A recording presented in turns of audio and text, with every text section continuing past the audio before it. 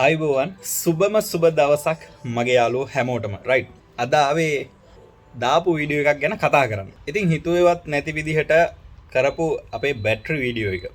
ඒක ඇත්තටම මම රෙකෝඩ් කරවුවෙත් හරියයිද නැද්ද දන්නේ නැහැ කියලා YouTube එකට දාන්න අදහසක් තිබ්බෙත් නැහැ වැඩේ හරියනකම්. රයිට්.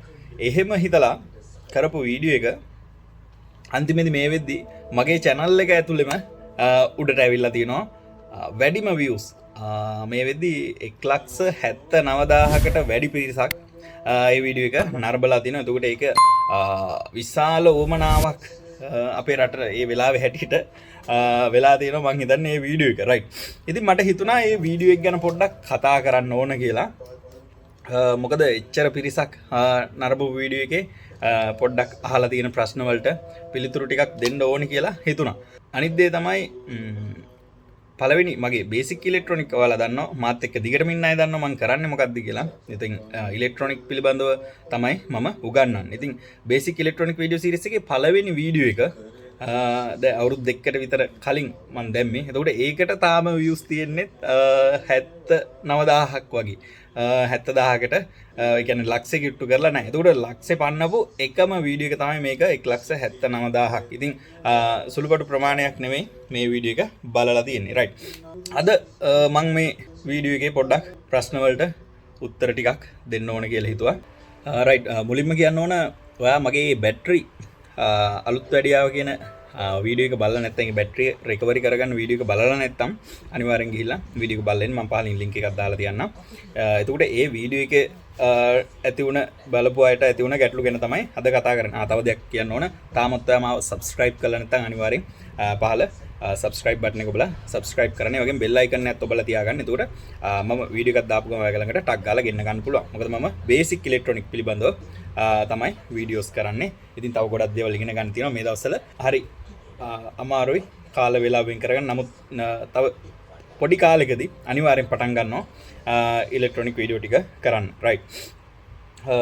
බලමු අපි යම් පළවෙනි ප්‍රශ්නේ මම තෝරගත්ත ප්‍රශ්න ටික චාර්ජර් එක මම බැටරිය මොකද්ද බැටරිය charge කරපු charger එක මොකද්ද කියලා ඇහුවා.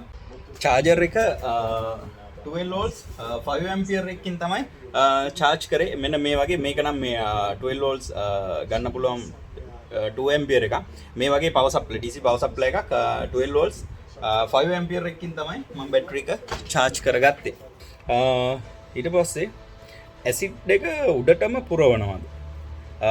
බැටරිය උඩටම ඇසිඩ් පුරවන්නේ සාමාන්‍ය මට්ටමකට අපිට තේරෙනවා ගොඩක් උඩට පුරවන්න එපා. මොකද උතුරලා එළියට යනවා. රයිට්. ඒ හින්දා අඩුවෙන් තමයි කට අර අපිට තේරෙනවා ඒ මට්ටම කටට ගොඩක් පහලින් තමයි මේ ඇසිඩ් එක පුරවලා තියන්න ඕන. රයිට්. ඊට පස්සේ සෙල් සවුත්තු වුණාම අතර මේක බැටරිය සවුත්තු වෙලා නම් මං හිතන්නේ හරියන්නේ නැති වෙයි වැඩි. හරිද? සෙල් සවුත්තු වෙච්ච එක මේ වැඩේ හරියන්නේ නැති වෙයි. රයිට්.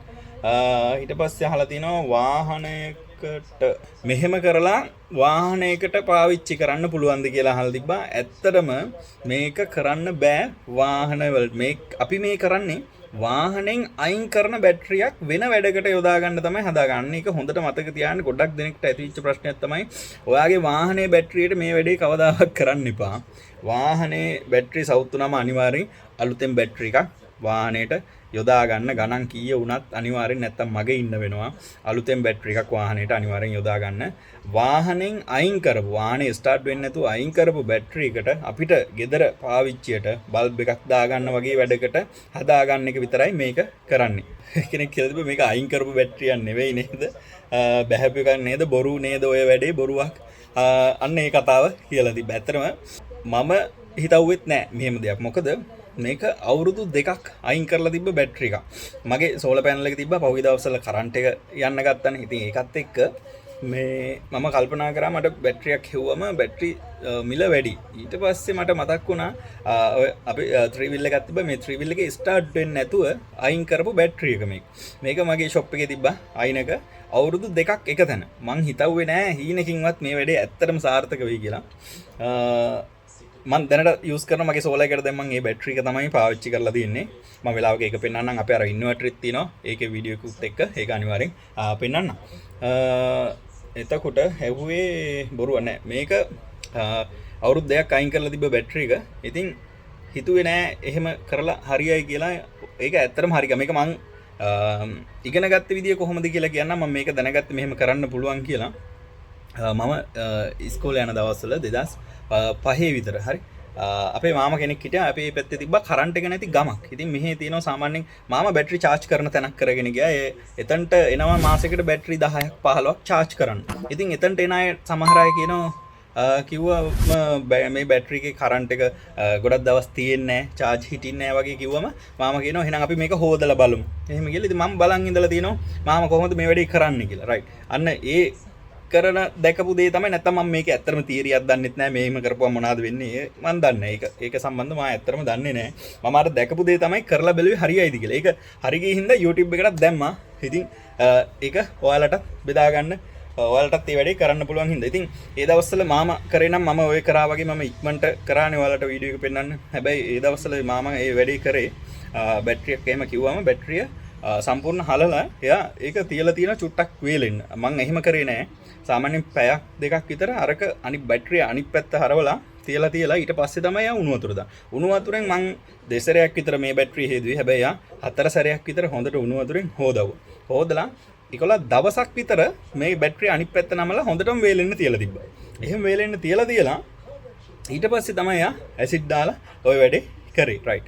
ඒක බලන් ඉඳලා තමයි ඔය මං මේ වැඩේ නිකන් මට බැටරියක් ඕනකමට දැන් මේ අපි කරලා බැලුවේ ওই වැඩේ. රයිට්. අපි ඊළඟට අහලා තිබ්බ ප්‍රශ්නෙට ජෙල් බැටරි වලට මං හිතන්නේ මේවා මේ අපි ඇසිඩ් දාන ඒවාට විතරයි. ජෙල් බැටරි වලට මේ වැඩේ කරන්න බෑ. UPS බැටරි වලට පුළුවන් ද කියලා අහලා තිබ්බා. UPS බැටරි වලත් ඔයාලා දන්නවා UPS බැටරි එකේ උඩ ගොඩක් අය කිව්වා සීල් නේ තියෙන්නේ බෑ කියලා. සීල් කවරේ ගලවන්න පුළුවන්. UPS එකටත් කරලා බලන්න. UPS වලත් වතුර එන ටයිප් එක. UPS වලත් එනවා ජෙල් තියෙන සහ එක වෙන ඒ වගේ. එහෙම වතුර දාන්න පුළුවන් එකක් නම් පොඩ්ඩක් try කරලා බලන්න. මම දන්නේ නැහැ ඒක සම්බන්ධව හරියයිද වැරදිද කියලා. right. හැබැයි හොඳ බැටරි වලට නම් මේ වැඩේ කරන්න යන්න එපා කවදාවත්. තියෙන ටිකක් නැති වෙයි. right. ඊට පස්සේ සෝඩා වලින් හොදන්න පුළුවන්ද කියලා අහලා තිනවා. ඒකත් මම නම් දන්නේ නැහැ. ඒ සම්බන්ධව. right. ඊට පස්සේ තියෙනවා ඇසිඩ් විතරයිද දාන්නේ? ඔව්. ඇසිඩ් නම් විතරයි දාන්නේ. ඊට වතුර දාන්නේ නැහැ. බැටරි වතුර දාන්නේ නැහැ. මොකද පළවෙනි පාර හොදලා ඇසිඩ් විතරයි අපි ඒකට දාන්නේ. right. මම අන්තිමට තෝරගත්ත මොකද්ද බයික් බැටරි වලටත් මේ වැඩේ ඔව් බයික් බැටරි වලත් ජෙල් බැටරි නවා ජෙල් එකට නැතුව වතුර දාන එකට කරලා බලන්න. හැබැයි මම අර කිව්වත් වගේ ස්ටාර්ට් වෙන්නේ නැති වාහනයක බැටරියක් මේ විදිහට මේවා කරලා ආයි ස්ටාර්ට් වෙයි කියලා කියන්න බෑ. වාහන වලට යූස් කරන්න නෙවෙයි. හොඳට මතක තියාගන්න. ගොඩක් අය මේක බොරුවක් කියලා තිබ්බා. ඇත්තටම මේක වාහන වලට යූස් කරන්න බෑ. ඔයාලා ගෙදර පාවිච්චියට බල්බ් එකක් දාගන්න හොඳටම ප්‍රමාණවත් මම ගෙදර යූස් කරනවා.